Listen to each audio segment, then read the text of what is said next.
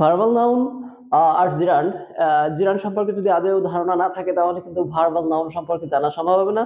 আচ্ছা, ভার্বাল নাউনটা কি? জিরান্ডের পূর্বে দি এবং পরে অব যুক্ত হলে তখন তাকে আমরা কিন্তু ভার্বাল নাউন বলি। আর ভার্বাল নাউন আমরা কিছু উদাহরণের মধ্যে দিয়ে দেখি।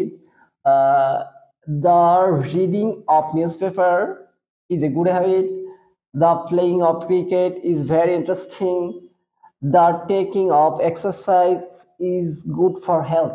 এখানে জেরান্ড আমরা জানি ভার্বের সঙ্গে আইএনজি যুক্ত হয়ে জেরান্ড হয়, একইভাবে ভার্বের আইএনজি যুক্ত হয়েছে এবং জেরান্ডের পূর্বে আছে দি এবং পরে কিন্তু জেরান্ডের পরে আছে ওয়াব, সুতরাং এটা হচ্ছে কিন্তু ভার্বাল নাউন। একইভাবে যে 2 নম্বর উদাহরণ রয়েছে, 2 নম্বর উদাহরণে দ্য প্লেইং অফ ক্রিকেট আমরা এখানে জেরান্ডের পূর্বে দি পেয়েছি, একইভাবে জেরান্ডের পরে আছে ওয়াব, সুতরাং এটাও কিন্তু আমরা কি ভার্বাল নাউন বলি। বলবো the trekking of exercise is good for health. এখানে একই নিয়ম আছে, জেরান্ডের পূর্বে দি বসেছে এবং জেরান্ডের পরে অফ বসছে, সুতরাং এটাও কিন্তু ভার্বাল নাউন। আর ভার্বাল নাউন জানা খুবই দরকার, কারণ আমার সেন্টেন্স মেকিং এর ক্ষেত্রে কিন্তু ভার্বাল নাউন গুরুত্বপূর্ণ ভূমিকা রাখে।